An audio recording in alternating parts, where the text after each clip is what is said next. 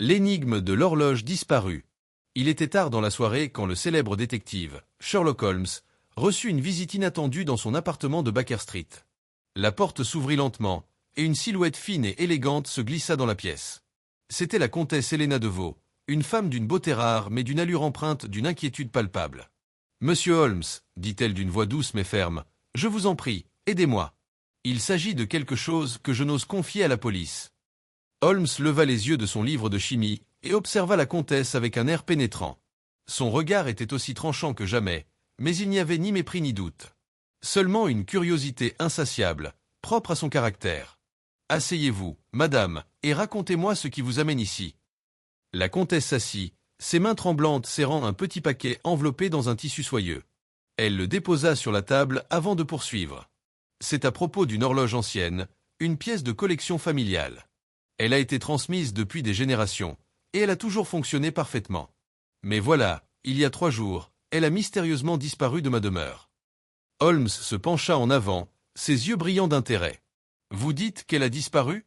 Comment une horloge peut-elle disparaître sans laisser de traces ?»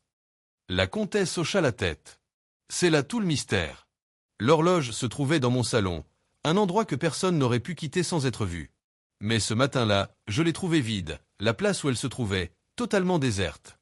J'ai cherché partout, et il n'y a aucune explication rationnelle à sa disparition. » Holmes prit un moment pour réfléchir. « Si j'ai bien compris, l'horloge n'a pas été volée, ni endommagée. »« Non, elle n'a pas été volée, » répondit la comtesse. « Personne n'a pénétré chez moi, les portes étaient verrouillées, et la fenêtre également.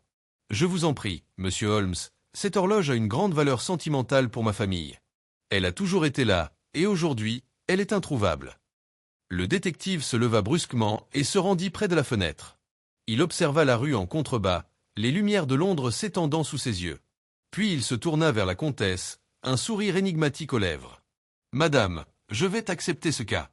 Mais je vous préviens, il n'y a aucune solution simple à un mystère comme celui-ci. » La comtesse, soulagée, le remercia et partit en hâte, tandis que Holmes se remettait au travail. Le lendemain, il se rendit chez la comtesse, accompagné de son fidèle ami, le docteur John Watson. Ils entrèrent dans la maison élégante, mais austère, du quartier de Mayfair. Après quelques formalités, ils furent conduits au salon, où l'horloge avait disparu.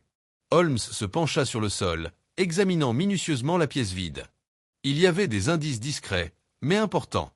Des traces subtiles sur le parquet, une légère variation de poussière sous une étagère, et une minuscule empreinte de chaussure dans le coin.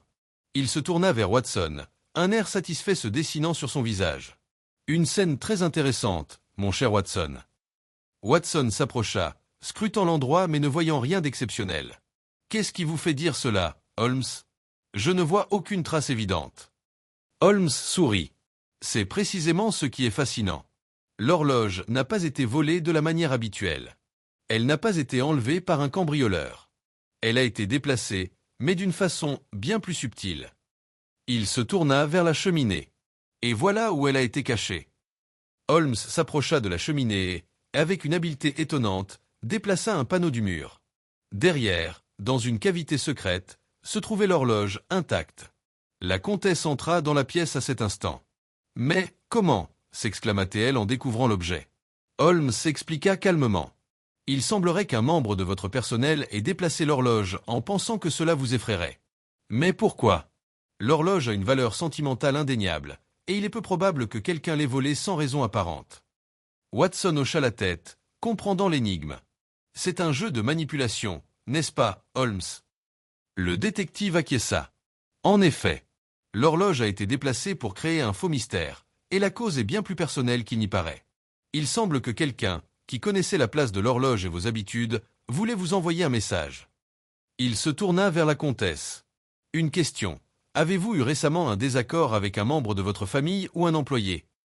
La comtesse, choquée, se mordilla la lèvre avant de répondre. « Oui, il y a eu une petite dispute avec ma nièce, qui... » Ses yeux s'écarquillèrent en réalisant ce qu'elle venait de dire. « Mais, non, cela ne peut pas être elle. » Holmes sourit, satisfait d'avoir résolu le mystère. « Madame, il n'y a aucune coïncidence ici.